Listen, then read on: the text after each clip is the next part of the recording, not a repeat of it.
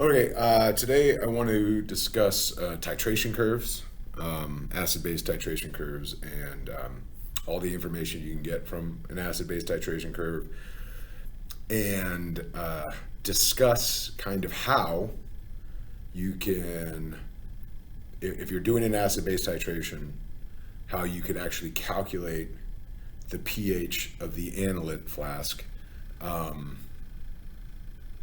as the titration proceeds. Okay? So this is all 5-4 stuff, but it really ties into all the acid-base concepts we've been talking about throughout the unit.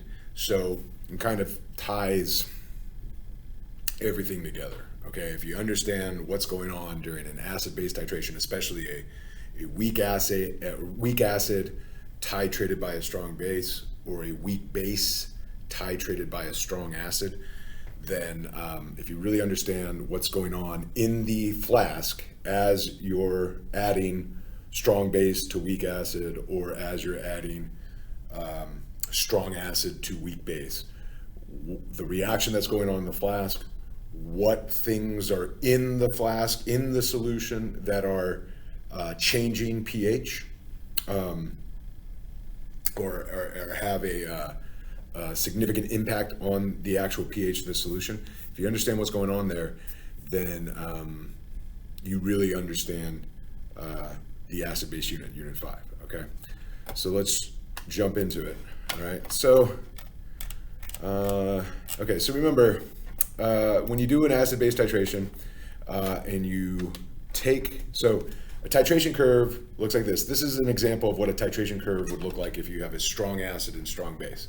So let's understand in this curve, we have a strong acid in our flask and we're slowly adding strong base to it. So that's why the pH starts out low and goes high. And normally the way a titration curve works is you have pH on the y-axis, and then the milliliters of the volume of the titrant, the thing that goes in the burette when you're doing a titration.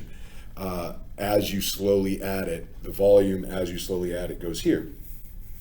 And so if you do strong acid, strong base, you're always going to get this kind of S-looking curve, all right?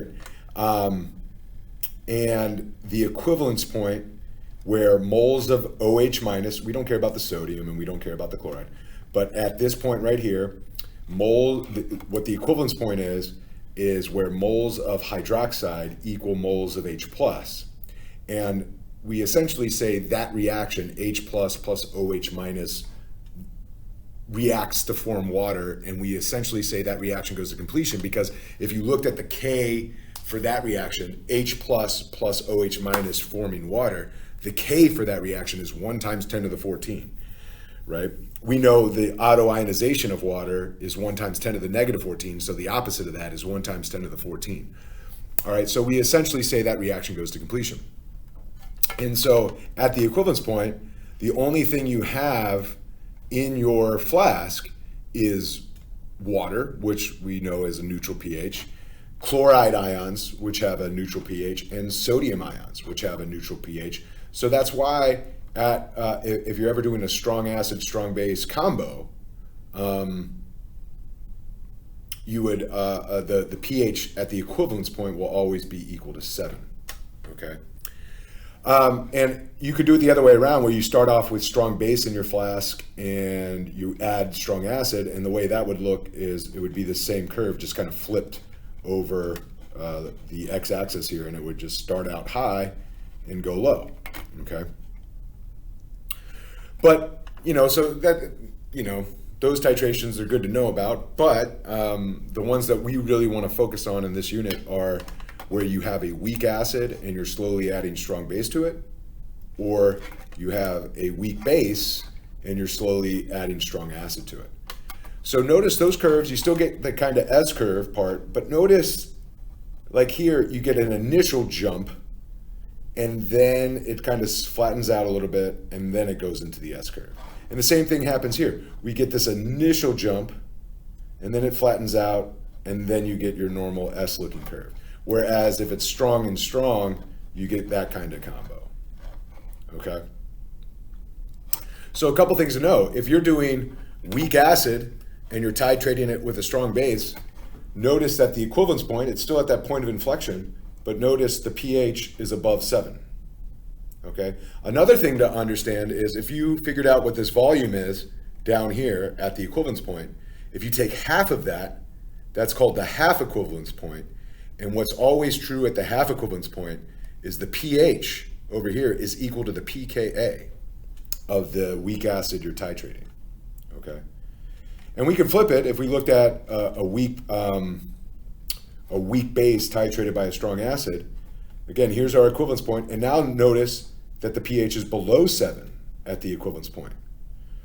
Okay, but if we found this volume and we took 1/2 of it, that's going to be our half equivalence point. And over here, the pH would equal pKa. Now, here's where we have to think about it a little bit. pKa is for an acid, and this is a base. So what is it the pK of? It's the pK of the conjugate acid of this weak base. So in this titration curve, this pH value is the pKa for ammonium. Okay. All right. So we want to understand what's going on throughout the entire titration. So what's going on in our flask as we slowly add the strong acid, or what's going on in the flask as we slowly add the strong base. And so what we want to understand is that we should be able to pick any point on this curve, right? Before the titration, during the titration, at the equivalence point, beyond the equivalence point, and we should be able to calculate what is expected, okay? The pH that's expected. We should be able to calculate the pH, all right? So let's move on to some notes here, all right? So again, if you're given a titration curve and it's strong and strong, or how about this? You're given a titration curve and you notice the point of inflection is at 7, you know that it's a strong acid, strong base combo, all right? And if you wanted to use the graph, you go to the equivalence point, you go down that volume, that would be the amount of, that would be the volume of the titrant added, required to completely react with the analyte that's in your flask. Right, so I'm slowly adding sodium hydroxide. We know at the equivalence point, these react in a 1-to-1 ratio. So at the equivalence point, moles of OH minus, and you could figure out moles of OH minus by doing liters times molarity, would equal moles of H plus, right? All right. Now, if we flipped it, if we did it the other way, if we slowly added HCl to NaOH, we'd still get our point of inflection at a pH of 7 because it's a strong, strong combo. And down here, this would be milliliters of the titrant, in this case, milliliters of the HCl added to react with the given amount of sodium hydroxide, okay? But let's go here. Now let's go to a weak acid. So we're starting out with a weak acid in our flask, so the pH is low because we have an acid in our solution, and we're slowly adding strong base to it, so the pH is going to start to increase, okay? But what we're going to notice is two things. Notice that we don't get just a straight up S curve. We get an initial jump, then we get our S curve, okay? Now let's understand what that initial jump for is, right? So at the start of the titration, all you have is, before we start the titration, so before we add any NaOH, we only have HF in our flask, right? So we have a weak acid in solution. But as we start the titration, okay, the reaction that's taking place is HF and hydroxide are canceling each other out to form water and F minus. So once you get to the equivalence point, you don't have any more HF and you don't have any hydroxide because moles of those are equal and that reaction goes to completion. But anytime before the equivalence point, what you have in your flask is HF and F minus, so you have a buffer. So that initial jump when you first start a titration is to get to the pKa. Remember, because a buffered solution, and anytime we start the titration but we're before the equivalence point, we have a buffered solution. Remember, a buffered solution keeps the pH close to the pKa. So you're always going to get an initial jump towards the pKa because you have a buffer system. And then you have this kind of flattening out part, because now it's going to be increasing. So I kind of drew it, the way I drew it here, freehand, it's kind of flat, but it would always be increasing a little bit. this is the buffer region, because between here and here, we have HF and F minus. So we have a weak acid and its conjugate base in solution, so we have a buffer system, okay? And so now let's understand why at the equivalence point, the pH for this titration should be above 7. Because at the equivalence point, what's in our flask?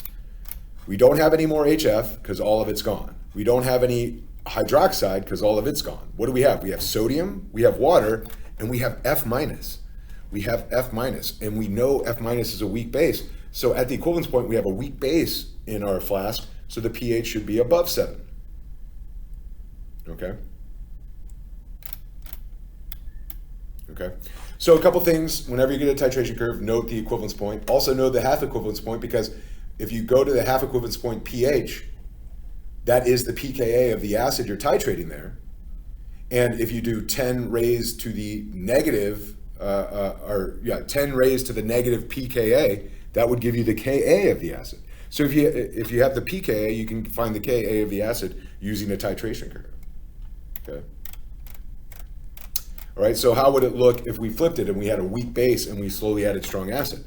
So again, we're going to get that initial jump towards the pKa. In this case, it's the pKa of the base's conjugate acid, ammonium, okay? And then we get it to kind of smooth out a little bit, and then we get our normal S curve. And what we'll notice is at the equivalence point, the pH is below 7. And so again, it's the same reasoning as before, but now at the equivalence point, you don't have any more NH3 because all of it's gone. You don't have any more H plus because all the H plus reacted with the NH3, and you had equal amounts, and that reaction goes to completion. So what do you have in the flask in this scenario? You have chloride, you have water, but you have ammonium. And we know ammonium is a weak acid, so right at this point, all we have is ammonium, a weak acid in solution, so the pH should be below 7. Okay, let me see if I can flip this. How do I rotate? You rotate. Yes, okay. So let's understand, if I wanted to actually calculate the pH at any of these points on my titration curve, let's talk about it. Point A is before the titration started. So all you have in this scenario, all you have in your flask is weak acid. Point E is the equivalence point, okay? Where all you have is the conjugate base of the weak acid. So at point A, all we have is HA. At point E, all we have is A minus, right? We also have all the spectator ions and all that stuff. But when we're talking about the pH value of the solution, all we care is like, do we have acid? Do we have base? Do we have weak acid? Do we have weak base? So at the start of the titration, before we start at point A, before we add any NaOH to it, all you have is HA. And at the equivalence point, the amount of HA and the amount of OH minus are equal. They cancel each other out. All you really have there that you have to worry about in terms of pH is the weak, the conjugate base, okay? B, C, and D would represent the buffer region. So you have a buffer, so you're using the Henderson-Hasselbalch equation. And then point out F is after the equivalence point. So we'll talk about that at the end, okay? So how do you calculate the pH of point A? Well, it would just be a weak acid shortcut. You could just do Ka equals X squared over the concentration of the acid. So if you knew the concentration of the acid, you could solve for X, negative log, and that's the pH, right? Point E, it's a little bit more complicated because we have to figure out what the new molarity of A minus is. But at point E, all you have is A minus, so it would be a Kb shortcut. So if we figured out the concentration of A minus at point E, right, moles divided by liters, and we figured out the Kb of A minus, it would just be Kb equals X squared over the concentration of A minus. We would negative log X to get the POH and subtract from 14 to get the pH. Okay, but let's talk about B, C, and D. Now C is an easy one to get to because if we recognize C as the midpoint of our buffer region or the half equivalence point, then pH equals pKa. So all we'd have to do for point C is take the negative log of the Ka. Now point B, we're in the buffer zone, but we have more HA than A minus, okay? So if you have more HA than A minus, we know the pH is going to be a little bit below the pKa. And at point D, we have a little bit more A minus than we do HA. So in that buffer system, the pH is going to be slightly above the pKa of the acid. All right. So all we'd have to do is use our Henderson for B and D. We just use our Henderson-Hasselbalch equation. We're using the Henderson-Hasselbalch equation for part C, but we're using the shortcut that we know that if you have equal amounts of your buffer components, HA and A minus, then the pH equals the pKa. And that's still using the Henderson-Hasselbalch equation. It's just at point C, you get pH equals pKa plus the log of 1, and the log of 1 is 0, so pH equals pKa. Okay, but for point B and point D, we just have to figure out how many moles of HA and or what's the molarity of HA, what's the molarity of A minus, plug those into the Henderson-Hasselbalch. Same thing at point D. But we know point B, we're before the half equivalence point, so we have more HA than A minus. At the half equivalence point, we have equal amounts, and then beyond the half equivalence point, but before the equivalence point, we have more A minus than HA.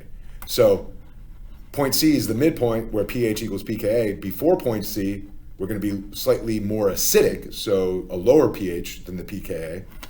And beyond point C, we're going to be more basic than the pKa, so a higher pH. And then at the equivalence point, again, all we have is A minus, okay? So we'll do our KB shortcut to calculate the pH.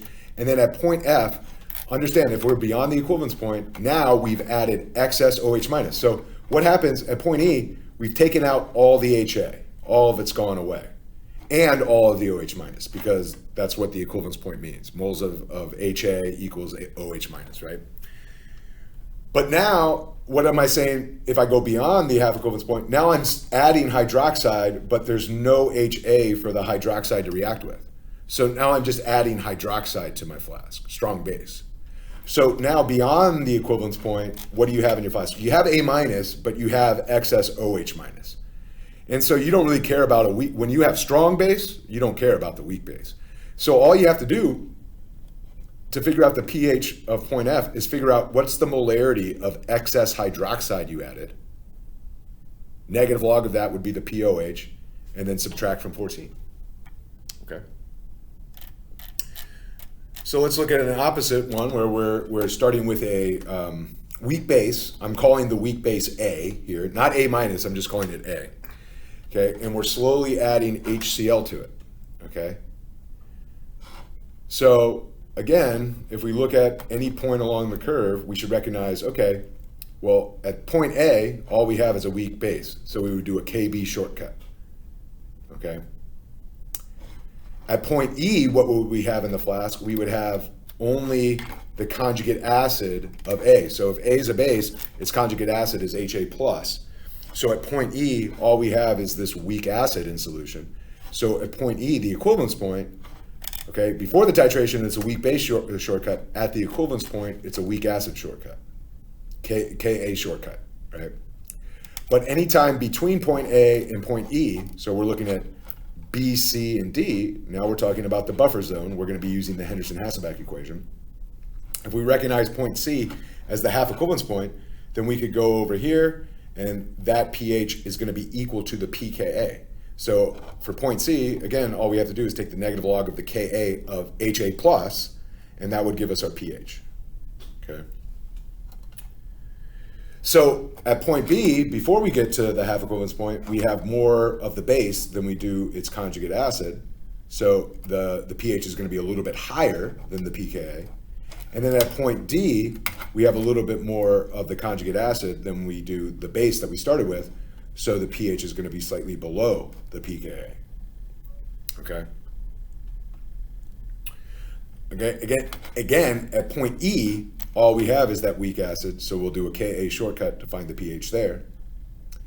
And then point F, beyond the equivalence point, we've added H plus, but beyond the equivalence point, there's no more A for the H plus to react with. So we're just adding excess H plus to our solution. So yeah, we have HA plus, which is a weak acid, but we only care about the excess H plus because that's strong acid. So all we have to do at point F is figure out what the excess molarity is of H plus that we've added. Negative log of that would be the pH. Okay. So again, I kind of just walked you through how you calculate the pH. Okay, just kind of verbally telling you what you would have to do. Now it takes some practice to kind of, with some numbers and, you know, what do I do with that number, or what do I do with that number, that kind of thing. You'll start noticing some patterns and stuff like that too. So we'll do a lot of practice with it, but in theory, that's what you do. So in theory, I've explained to you how you would do it. It's not now like, all right, do you understand what I'm saying? Can you actually go and do it given the right information? Okay. So how do you take the given information and execute what I just told you you would need to be doing? Okay. So we'll practice it, we'll review it and all that stuff. But you know, if you really understand this, then you really understand the whole unit, okay? And that's why we're kind of closing with it, to kind of tie, you know, all the concepts together, all right?